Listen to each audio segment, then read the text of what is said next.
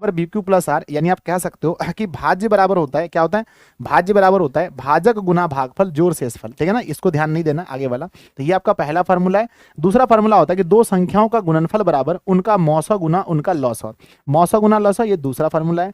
तीसरा फॉर्मूला देखेंगे कि दो संख्या का गुणनफल, अगर इसी में हम संख्या को a मान लें और b मान लें, तो a गुणा b बराबर होता है HCF गुना LCM। तो यहां से आपको बस 3 फॉर्मूला याद रखना है, आपका पहला चैप्टर खत्म हो गया। आपने बहुत देखा होगा सर, गोले का क्षेत्रफल, गोले का आयतन, अर्धगोले का क्षेत्रफल, अर्धगोले का संपूर्ण पृष्ठ क्षेत्रफल, सब कुछ आता है, तो आराम से आप देखते चलेंगे। दूसरा चैप्टर में आपको क्या याद करना है कि रैखिक बहुपद के जो व्यापक रूप हैं वो ax प्लस b होते हैं। एग्जाम में हुबहू सीधा पूछा जाता है कि रैखिक बहुपद का व्यापक रूप क्या है। अगला आता है द्विघात बहुपद का व्यापक रूप, अगर आपसे पूछा जाए तो वो ax square plus bx plus c होता है, ये होता है बहुपद का। अगर आपसे पूछा जाए कि ये बताओ कि है ना कि समीकरण क्या क्या होता है द्विघात समीकरण का, तो इसमें सिर्फ 0 लगा देना, यानी ax स्क्वायर प्लस में bx प्लस c बराबर कर देना 0। नेक्स्ट क्वेश्चन देखना जी, ये होता है हमारा त्रिघात बहुपद का ax Q plus bx square plus cx plus d। आप बोलोगे सर सबसे ज्यादा क्या पूछा जाता है, यही सबसे ज्यादा पूछा जाता है, ठीक है ना। अगला आता है हमारा नेक्स्ट याद रखिएगा कि द्विघात बहुपद निकालने का जो सूत्र होता है वो होता है एक्स स्क्वायर माइनस में alpha plus beta, x square minus alpha plus beta, x plus alpha into beta. तो ये हमारे निकालने का फॉर्मूला, ये भी आपको याद रखना है क्योंकि यहाँ से आपके ऑब्जेक्टिव भी बनते हैं और 2 नंबर वाले एक सब्जेक्टिव क्वेश्चन भी बनते हैं। अगला याद रखिएगा कि अल्फा प्लस बीटा का सूत्र क्या होता है, तो अल्फा प्लस बीटा का सूत्र होता है माइनस बी बटा ए, अल्फा इंटू बीटा का सूत्र होता है सी बटा ए, ठीक है ना। अगला हमारा पूछा गया 1 बाय अल्फा 1 बाय बीटा का होता है माइनस बी बटा C, alpha plus beta plus gamma का होता है माइनस बी बटा ए, और alpha beta beta gamma gamma alpha का होता है सी बटा ए, और alpha into beta into gamma का होता है माइनस डी बटा ए। और हम उम्मीद करते हैं कि आपको ये 100% याद होगा, नहीं है तो एक बार रिवीजन करते चलिए। अगला हमारा आता है, दूसरा चैप्टर खत्म हो गया ना, तो दूसरा चैप्टर में आपको बस इतना ही फार्मूला है जो आपको याद रखना है, ठीक है। तीसरे नंबर चैप्टर में सबसे इंपॉर्टेंट आता है कि अगर बताइए a1 बाय a2, ध्यान रखना a1 बाय a2 बराबर नहीं हो b1 बाय b2 तो क्या क्या होता है। पहला ये संगत होता है, एक हल होते हैं, प्रतिच्छेदी होता है, और ये इसे हम अविरोधी बोलते हैं। अगला आता है हमारा a1 बाय a2 बराबर हो b1 बाय b2 और बराबर नहीं हो c1 बाय c2 तो हम इसे असंगत बोलते हैं और कोई हल नहीं, ग्राफ इसका समांतर होगा और हम इसे विरोधी समीकरण कहते हैं। अगला आता है अगर ये तीनों बराबर हो तो क्या बोलेंगे, संगत बोलेंगे, अपरिमित रूप से अनेक हल बोलेंगे, संपाती बोलेंगे, और है ना, और इसे हम आश्रित कहते हैं, ठीक है ना। इसका ग्राफ कैसा होगा, ग्राफ संपाती हो, एक बार है ना अच्छे से रिवीजन कर लीजिए। नेक्स्ट हमारा क्या था, चौथा नंबर चैप्टर में सबसे पहला फॉर्मूला होता है कि विवेचक यानी डी बराबर सूत्र क्या होता है, B square minus 4ac, D बराबर होता है बी स्क्वायर माइनस 4ac। अगला आता है यदि डी का मान 0 के बराबर है तो क्या कहते हैं, मूल वास्तविक और समान होंगे, मूल वास्तविक और समान होंगे। यदि डी का मान 0 से बड़ा है तो मूल वास्तविक होते हैं परंतु ये असमान होते हैं। अगला आता है यदि डी का मान बी स्क्वायर माइनस 4ac 0 से छोटा है तो हम कहते हैं मूल अवास्तविक है। नेक्स्ट आता है मूल बराबर formula minus B plus minus under root B square minus 4ac बटा 2a, ये हमारा मूल का फार्मूला है। या आप इस जगह लिख सकते हो minus B plus minus under root अंदर में डी बटा लिख सकते हैं 2a, ये हमारे मूल का सूत्र होता है, ये आपको रिवीजन करना है। अगर हम इसमें अल्फा लिखें तो अल्फा में सिर्फ प्लस लेते हैं और बीटा में हम लोग क्या लेते हैं, सिर्फ माइनस लेते हैं, और जब मूल कहते हैं तो अल्फा प्लस बीटा दोनों लेते हैं, सॉरी प्लस माइनस दोनों लेते हैं। अगला चलिए नेक्स्ट देखते हैं, अगला हमारा चैप्टर है समांतर श्रेणी। समांतर श्रेणी में कितने फॉर्मूले आपको पता होना चाहिए कि डी बराबर पहला सूत्र होता है a2 माइनस a1, दूसरा an का सूत्र है a plus n minus 1 into D, तीसरा sn का फॉर्मूला होता है n by 2 2a plus n minus 1 into D, ये हमारा तीसरा फॉर्मूला है। अगला हमारा चौथा आता है अंतिम पद से nवां पद कैसे निकालें, तो अंतिम पद से nवां पद निकालने का सूत्र होता है a minus n minus 1 into D, यहाँ माइनस हो जाता है। अगला हमारा 24 नंबर क्वेश्चन देखेंगे, 24 में Sn बराबर दिया गया है n बाय 2 ना n बाय 2 क्या होता है n by 2 a plus an, ये Sn का दो फार्मूला है, पहला होता है n by 2 2a plus n minus 1 into D, या हम इस जगह यूज कर सकते हैं कि Sn बराबर होता है n बटा 2 और a प्लस का an, ठीक है ना। नेक्स्ट हमारा चैप्टर देखेंगे, छठा नंबर चैप्टर में कोई फार्मूला आपको याद नहीं करना है, कोई सूत्र याद नहीं करना है। सर ये बताओ चलना त्रिभुज का क्षेत्रफल, तो बच्चों मैंने लास्ट में लिख दिया है ना, त्रिभुज का क्षेत्रफल मैंने नीचे लिख दिया है, तो आपको यहाँ पर कोई फार्मूला नहीं पढ़ना है। डायरेक्ट आइए 7वें नंबर चैप्टर में, 7वां में हमारा सबसे पहला क्या आता है, क्षैतिज है ना, क्षैतिज रेखा को क्या कहते हैं, आएगा आंसर तो बोलिएगा एक्स अक्ष कहते हैं। उदर्ग रेखा को क्या कहते हैं, ऑप्शन में आएगा तो वाई अक्ष लिखना है, आपको ऑब्जेक्टिव क्वेश्चन पूछा जाता है। मूल बिंदु, जिस बिंदु पर क्षैतिज है ना, क्षैतिज रेखा यानी एक्स अक्ष और उदर्ग रेखा यानी कि वाई अक्ष प्रतिच्छेद करे, हम उसे मूल बिंदु कहते हैं। एग्जाम में पूछा जाता है कि जहां पर क्षैतिज रेखा और उदर्ग रेखा एक दूसरे को प्रतिच्छेद करे हम उसे क्या कहते हैं, तो ऑप्शन मारिएगा मूल बिंदु।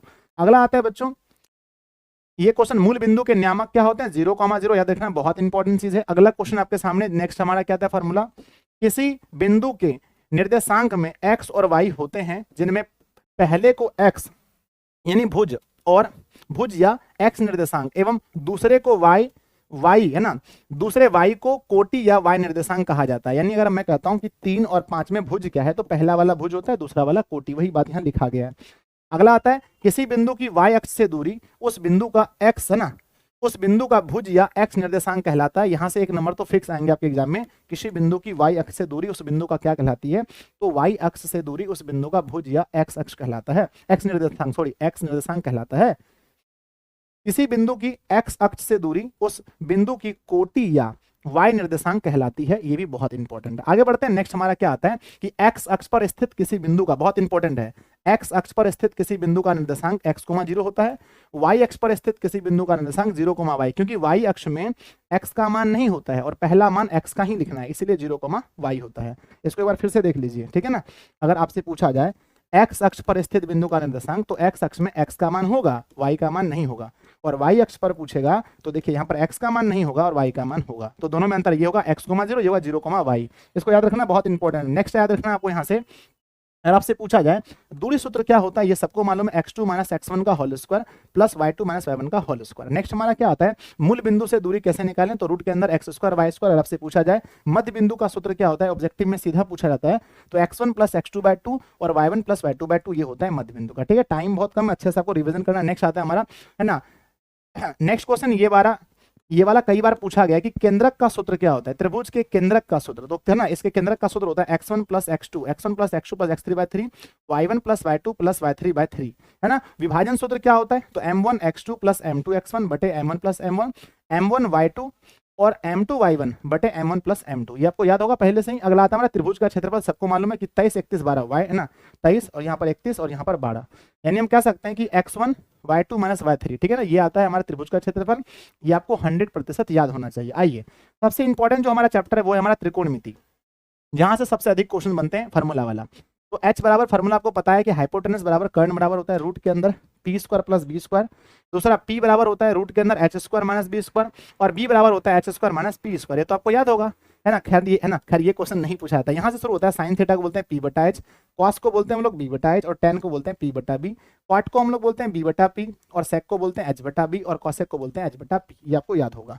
नेक्स्ट यहाँ से शुरू होता है सबसे इंपॉर्टेंट यहाँ पर कि साइन थीटा जो होता है वो किसके उल्टा होता है, तो साइन थीटा जो होता है वो 1/cosec के बराबर होता है और कॉसेक 1/sin के बराबर। बहुत इंपॉर्टेंट यहाँ से है ना, इसको याद रखना है। कॉस थीटा और सेक थीटा को मल्टीप्लाई करें तो 1 होता है, यानी कि कॉस थीटा बराबर कह सकते हैं 1/sec थीटा, और सेक थीटा बराबर बोल सकते हैं 1/cos थीटा, है ना। कॉट थीटा और टेन थीटा को गुना करेंगे तो 1 आता है। अगर हम यहाँ पर लिखना चाहे तो टेन थीटा बराबर 1/cot थीटा, और यह कह सकते हो आप कॉट थीटा बराबर 1/tan थीटा, 1/tan थीटा। तो यहाँ से रिविजन करने का बहुत बेस्ट चीज है।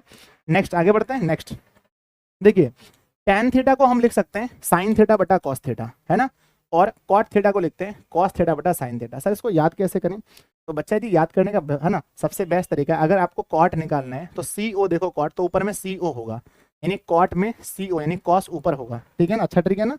अगला आता है अगर आप इसका स्क्वायर निकालना चाहते हो tan स्क्वायर थीटा, तो बस इसी में स्क्वायर कर दो, sin square by cos square. cot निकालना है तो cos square by sin square. tan square बराबर फार्मूला याद रखना। ये वाला क्वेश्चन ऑब्जेक्टिव में 1 नंबर देके जाएगा, पक्का है। 1 नंबर यहाँ से फिक्स है कि 1 प्लस यहाँ से 1 + tan स्क्वायर थीटा और बटे 1 + cot स्क्वायर थीटा बराबर tan स्क्वायर थीटा, और 1 + cot स्क्वायर थीटा बटा 1 + tan स्क्वायर, जो होगा ऊपर वही आंसर होता है ना। इसका ट्रिक क्या सर बताओ, इसका ट्रिक यही है बच्चा जी कि जो हमारा ऊपर होगा, ऊपर हमारा tan है तो आंसर हमारा tan होगा, ऊपर हमारा cot है तो आंसर हमारा cot होगा। सिंपल सा बात है। नेक्स्ट क्वेश्चन देखना, यहाँ से आपका 1 नंबर आएंगे फिक्स है, यहाँ से 1 नंबर आपके फिक्स हैं। कहते हैं गुरुजी मेरे sin 90 डिग्री माइनस थीटा बराबर cos theta, cos 90 degree minus theta बराबर sin थीटा, है ना। tan 90 डिग्री माइनस थीटा बराबर cot theta, cot 90 degree minus theta बराबर tan थीटा। अगला आता है sec 90 डिग्री माइनस थीटा बराबर cosec theta, cosec 90 degree minus theta बराबर, है ना, sec थीटा। तो यहाँ पर आपको फार्मूला पता होना चाहिए। यहाँ से 1 नंबर पक्के हैं, 1 नंबर फिक्स है, 1 नंबर फिक्स है। नेक्स्ट हमारा क्या आता है फार्मूला, अगला आता है हमारा कि sin square theta plus cos square theta, sin square theta plus cos square theta बराबर क्या होता है, ऑब्जेक्टिव में पूछा जाएगा तो कहिएगा 1 होता है। अगर यहाँ से फार्मूला बनाना है तो sin स्क्वायर थीटा बराबर बनेगा 1 - cos स्क्वायर थीटा, या आप कह सकते हो sin थीटा बराबर, इसका स्क्वायर खत्म, रूट में चल जाएगा 1 - cos स्क्वायर थीटा। बहुत इंपॉर्टेंट ये फार्मूला है। नेक्स्ट आता है cos स्क्वायर थीटा को लिख सकते हैं 1 - sin स्क्वायर थीटा, या cos थीटा बराबर रूट के अंदर 1 - sin स्क्वायर थीटा, बहुत इंपॉर्टेंट है। नेक्स्ट यहाँ पर अगला बनता है कि sec स्क्वायर थीटा बराबर होता है ना, सेक स्क्वायर थीटा बराबर होता है 1 प्लस टेन स्क्वायर थीटा, कई बार पूछा गया क्वेश्चन है, या 1 प्लस टेन स्क्वायर थीटा बराबर होता है सेक स्क्वायर थीटा, और टेन स्क्वायर थीटा बराबर लिखते हैं सेक स्क्वायर थीटा माइनस का 1, है ना, और दोनों को अगर घटाएंगे sec square theta minus tan square theta equal to 1 होता है। ठीक है ना, आगे बढ़ते हैं, नेक्स्ट हमारा देखते हैं, नेक्स्ट हमारा क्या लिखा गया। अगला लिखा गया कि cosec square theta minus cot square theta बराबर क्या होता है, बराबर 1 होता है। अगर मैं यहाँ से बनाना चाहूँ कॉसेक स्क्वायर थीटा तो बनेगा 1, और ये माइनस में तो प्लस में कॉट स्क्वायर, और अगर मैं यहाँ से बनाना चाहूँ तो कॉट स्क्वायर थीटा तो कॉसेक स्क्वायर थीटा माइनस 1। यहाँ से तो एकदम, यहाँ पर भी देख लो एक नंबर यहाँ पर है, एक नंबर सिर्फ यहाँ पर है, बस आपने पहले से अगर आप अच्छे से याद किया तो कोई दिक्कत नहीं, सिर्फ इसको रिवीजन करते रहिए। नेक्स्ट हमारा क्या लिखा गया, अगला देखो, अगला डिग्री मान, यहाँ से 2-3 नंबर फिक्स हैं, एकदम फिक्स, कोई नहीं काट सकता। सर कैसे, देखो ध्यान से, साइन 0 का मान होता है 0, 30 का मान 1/2, 45 का 1/√2, 60 का मान √3/2, 90 का मान 1, ये तो पता ही है आपको। फिर उसको उल्टा दो, 90 ना, इसका 0 का मान 1, ये वाला आ जाएगा यहाँ पर √3/2, ये यहाँ आ जाएगा, ये फिर 1/2, ये 0, यहाँ से तो 2-3 नंबर फिक्स है। नेक्स्ट आता है बच्चा 10, है ना, 10 0 से शुरू होकर अनंत तक जाता है, एक बना बीच में एक बार नीचे √3, एक बार ऊपर √3, बात खत्म हो गया। यानी 10 0 का मान 0, 30 का मान 1/√3, 45 का मान 1, 60 का √3 और 90 का अपरिभाषित। इसको कॉट में लिखना है तो पहले अपरिभाषित, फिर √3, फिर 1, फिर यहाँ पर 1/√3, फिर 0। सेक का मान क्या होता है, 0 का मान 1 होता है, याद रखना, सेक बच्चे भूल जाते हैं अक्सर ना, सेक भूल जाते हैं। 0 का मान 1 होता है, 30 का मान 2/√3 होता है, 45 का √2 होता है, 60 का 2 होता है, इसका अपरिभाषित उल्टा देंगे तो याद रखना अपरिभाषित 2 √2। और यहाँ पर इसमें सबसे इंपॉर्टेंट कौन कौन है गुरुजी, सबसे इंपॉर्टेंट देखो जो एग्जाम में सबसे अधिक आता है, सेक 30 का मान खूब पूछा जाता है, और टेन 30 का मान, टेन 30 का मान खूब आता है, और कॉस कॉस कॉस है ना, कॉस 60 है ना, कॉस 60 का मान, ये 3 क्वेश्चन बहुत इंपॉर्टेंट है। तो आप इन तीनों पर थोड़ा सा ज्यादा ध्यान देंगे, बाकी सब भी है ना, बाकी सब ऐसे इंपॉर्टेंट है। कहते हैं बच्चों त्रिकोणमिति में पाई का मान क्या होता है, तो त्रिकोणमिति में पाई का मान 180 डिग्री होता है, पाई/2 करने से 90 डिग्री, पाई/3 करने से 60 डिग्री, पाई/4 का मतलब 45 होता है, पाई/6 का मतलब 30 होता है। इतना आपको याद रखना है। 9वें चैप्टर में कोई आपका परिभाषा नहीं है, 10वें में हम स्टार्ट करते हैं। 10वें में वृत्त पर अनेक स्पर्श रेखाएं खींची जा सकती है, एग्जाम में पूछा जाता है वृत्त पर कितनी स्पर्श रेखा खींच सकते हैं, तो कहना बच्चों अनेक स्पर्श रेखाएं खींच सकते हैं। अगला आता है वृत्त पर के किसी एक बिंदु से केवल एक स्पर्श रेखा खींच सकते हैं। वृत्त पर के एक बिंदु से कितना खींच सकते हैं, केवल एक खींच सकते हैं। वृत्त के बाह्य बिंदु से वृत्त पर 2 स्पर्श रेखा, एग्जाम में आएगा सर, यहां से 1 नंबर लेके जाओ आराम से, 1 नंबर फिक्स है, आप अभी नोट कर लेना बच्चा, एक एग्जाम में 1 नंबर फिक्स यहां से आएगा, देख लेना अच्छे से, है ना। यस गुरुजी, आगे आता है हमारा क्या, देखो जहां होता है हम वही बोलते हैं, फालतू हम नहीं बोलते है ना। वृत्त के किसी भीतरी बिंदु पर कोई भी स्पर्श रेखा नहीं खींची जा सकती, वृत्त के भीतरी बिंदु से कोई भी नहीं। अगला आता है, यहां से याद रखना कि वृत्त की जो त्रिज्या r बराबर होता है वो व्यास का आधा होता है, यानी व्यास, है ना। कहते हैं बच्चों अर्धवृत्त की परिमिति क्या होती है, याद रखना कि पाई r + 2r, यानी आप पाई कॉमन, अगर आप r कॉमन लोगे तो पाई + 2, ये होता है अर्धवृत्त का परिमाप, ये होता है अर्धवृत्त का परिमाप। अगला आता है हमारा वृत्त की परिधि, सीधा पूछा जाता है एग्जाम में 2πr। अर्धवृत्त का क्षेत्रफल, तो πr² हमारा क्षेत्रफल होता है पूरा वृत्त का, उसको आधा कर दो। आगे बच्चों वृत्त का क्षेत्रफल πr², वृत्त का क्षेत्रफल πr², वृत्त की परिधि 2πr। अगला क्या आता है कि वृत्त के त्रिज्य खंड का क्षेत्रफल क्या होता है, ऑब्जेक्टिव में पूछा जाता है θ/360 डिग्री गुना πr²। पूछा जाए बच्चों वृत्त के चतुर्थांश का क्षेत्रफल 1/4 πr²। अगला आता है ना कि कोण थीटा वाले त्रिज्या खंड के संगत चाप की लंबाई θ/360 गुना 2πr, ये होता है चाप की लंबाई।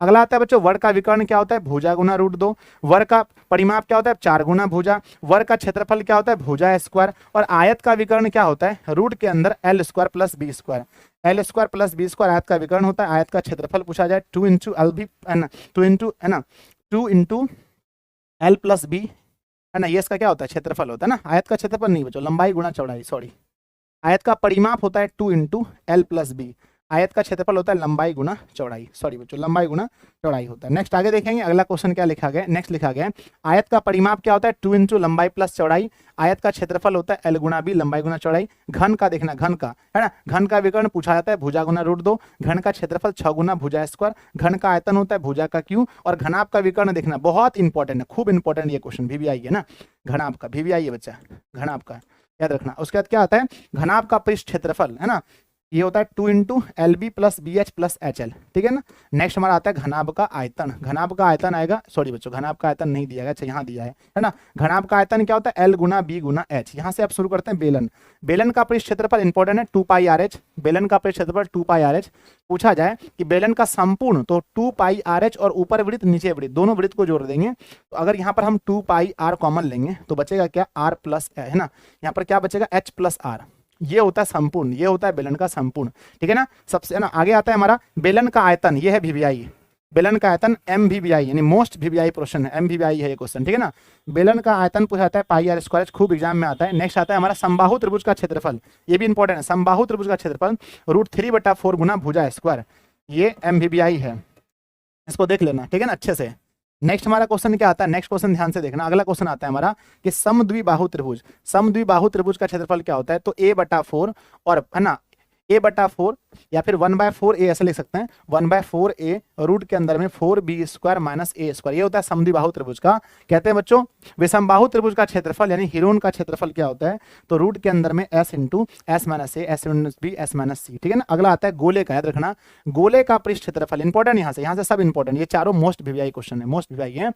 कहते हैं बच्चों गोले का वक्र पृष्ठ क्षेत्रफल होता है 4πr², आधा गोला का पूछे 2πr², अर्ध गोले का संपूर्ण पूछे तो है ना 3/4, है ना, क्या लिखा है 3πr²। अगर पूछे गोले का आयतन, गोले का आयतन तो 4/3πr क्यों होता है गोले का आयतन, अर्ध गोले का आयतन 2/3πr क्यों, ये दोनों क्वेश्चन इंपॉर्टेंट है, गोले का आयतन और अर्ध गोले का आयतन, ठीक है जी। चलिए हम आगे देखने वाले हैं, नेक्स्ट हमारा क्या है, अगला हमारा दिया गया है कि शंकु का वक्र पृष्ठ क्षेत्रफल क्या होता है, तो πrl होता है शंकु का वक्र पृष्ठ क्षेत्रफल। पूछा जाए शंकु का वक्र संपूर्ण पृष्ठ क्षेत्रफल, शंकु का संपूर्ण पृष्ठ क्षेत्रफल, तो इसमें πrl में नीचे वाला जो वृत्त होता है ना शंकु में, नीचे वाला जो वृत्त होता है उसको जोड़ देते हैं। यहाँ पर अगर हम कॉमन लेते हैं πr तो हमारा क्या निकलेगा l + का r निकलेगा संपूर्ण में। अगला आता है हमारा क्या शंकु का आयतन, है ना, ये क्वेश्चन को वीवीआई मार लीजिए, वीवीआई है ना, एम वीवीआई क्वेश्चन है, शंकु का आयतन ये एम वीवीआई प्रश्न है ना। कहते हैं शंकु का आयतन 1/3πr²h, 1/3πr²h। कहते हैं शंकु के छिन्नक का क्षेत्रफल क्या होता है, तो पाई × r1 और प्लस में r2 और गुना l होता है, ये शंकु के छिन्नक का क्षेत्रफल होता है। नेक्स्ट हमारा देखना ध्यान से, कहते हैं शंकु के छिन्नक का संपूर्ण पूछा जाए, है ना, शंकु के, एक सेकंड रुक जाइए, है ना, शंकु के छिन्नक का संपूर्ण पृष्ठ क्षेत्रफल क्या होता है, तो होता है पाई × r1 + r2 गुना l और फिर प्लस में लिखेंगे πr1 का स्क्वायर प्लस πr2 का स्क्वायर। अगला आता है शंकु के छिन्नक का आयतन 1/3πh, 1/3πh और r1 का स्क्वायर प्लस r2 का स्क्वायर प्लस r1 गुना r2। अगला आता है हमारा देखना इंपॉर्टेंट, यहाँ से 3 क्वेश्चन बहुत इंपॉर्टेंट है, ठीक है ना। माध्य का फॉर्मूला क्या होता है, सिग्मा fx/n, माध्य का फॉर्मूला सिग्मा fx/n, है ना। बहुलक का क्या होता है l + f1 - fo, f1 - fo और 2f1 - fo - f2 Guna i होता है। अगला माध्यक का होता है l + n/2 - cf/f Guna i, ये होता है i, है ना। बहुत सारे लोग यहाँ पर h लिखते हैं तो आप h भी लिख सकते हैं, कोई दिक्कत नहीं है। ये हमारा फॉर्मूला होता है माध्यक का और बहुलक का। नेक्स्ट हमारा क्वेश्चन क्या आता है, बहुलक बराबर, देखना इसको याद रखना, ये भी क्वेश्चन बड़ा इंपॉर्टेंट है कि बहुलक बराबर क्या होता है। बहुलक बराबर होता है 3 गुणा माध्यक, 3 गुणा माध्यक माइनस 2 गुना माध्यक। बहुलक बराबर होता है 3 गुणा माध्यक माइनस 2 गुना माध्यक। अगला याद रखिए यहाँ से, ये असंभव घटना की प्रायिकता होती है 0, इंपॉर्टेंट है। संभव घटना की प्रायिकता 0 से 1 के बीच होता है। अगला आता है निश्चित घटना की प्रायिकता 1 होती है और अनिश्चित घटना की प्रायिकता, इसको याद मत रखना, ठीक है ना। तो प्यारे बच्चों ये आपने देखा, निश्चित का पूछेगा, निश्चित का तो 1 होता है। 2-3 चीज याद रखना बच्चों, प्रायिकता का ध्यान रखना, प्रायिकता में p फंक्शन ऑफ, अगर आपसे पूछा जाए कि किसी प्रायिकता में p फंक्शन e और प्लस में p फंक्शन e डैश का मान क्या होगा, तो 1 होता है। प्रायिकता का अगर आपसे अधिकतम मान पूछा जाए, अधिकतम मान, तो कहना प्रायिकता का अधिकतम मान 1 होता है। प्रायिकता का न्यूनतम मान पूछा जाए तो 0 होता है, इसको याद रखिएगा ना, प्रायिकता का न्यूनतम मान 0 होता है। और है ना, कौन सा नहीं हो सकता है, कौन सा नहीं पूछेगा, तो नेगेटिव कभी नहीं होगा और अंश बड़ा नहीं होगा, अंश बड़ा नहीं होगा, यानी कि 1 से बड़ा कोई भी मान प्रायिकता का मतलब मान नहीं हो सकता है। अगला लास्ट क्वेश्चन है आज का, प्रायिकता का जो सूत्र होता है ना, हमारा नेक्स्ट हमारा फॉर्मूला है, प्रायिकता का जो सूत्र होता है वो होता है घटनों की संख्या बटे कुल घटनों की संख्या। जैसे मान लो एक सिक्के को उछालने पर चित आने की प्रायिकता, तो एक सिक्के में कुल घटना कितना होता है 2 और चित कितना होता है 1, तो 1/2।